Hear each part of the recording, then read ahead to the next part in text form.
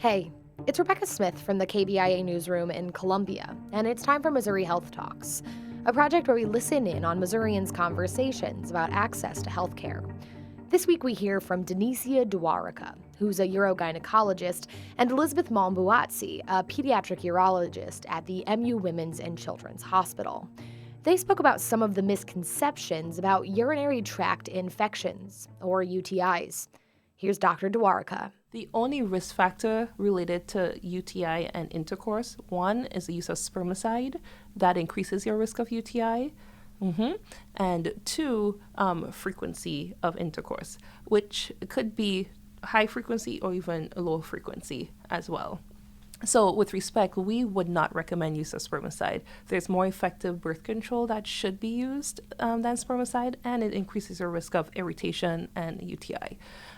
So that's the one thing that's well studied.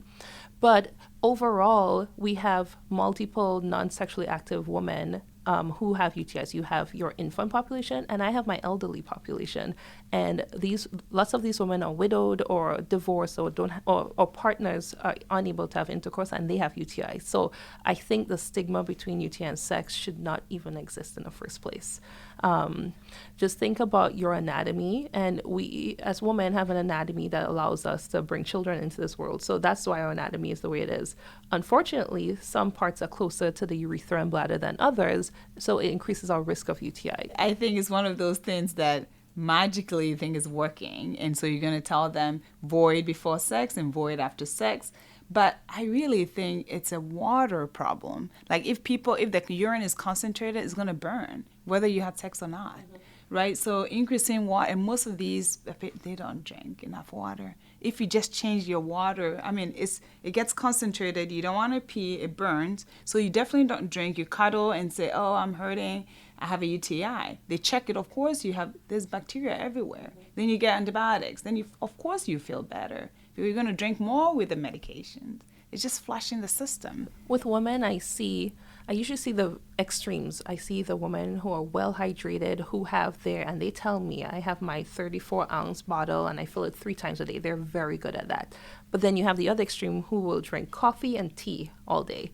So coffee and tea, yes, there's fluid in it, but we really don't count that as your water intake. We want you just to have simple water, avoid juice and sweeteners and things with different colors. You have to make 2 to 3 liters of urine a day. Older kids, adults. So that's a lot of water intake to make that happen. And unfortunately, there's so much push for milk consumption that there's really not maybe a little bit of the whole bottle that they send to school. And we don't really think about it that way, but that's the major problem because it's connected to their bowel habits, it's connected to their bladder habits, and it's all related. And what we can do as schools for all the school districts is, because I do send letters with the children that every 1.5 to 2 hours, please allow them to go pee. Actually encourage them to pee and drink not a sip, big gulp of water and go back to play or have a glass. But I really think every kid needs to do that. That was Denicia Dwarica and Elizabeth Malm-Buatsi speaking about some of the misconceptions about UTIs. November actually happens to be Bladder Health Month. That's it for this week's Missouri Health Talks, which was reported and produced by Veronica Moheski. Tune in next week for more conversations from throughout the state about health and access. I'm Rebecca Smith. Thanks for listening.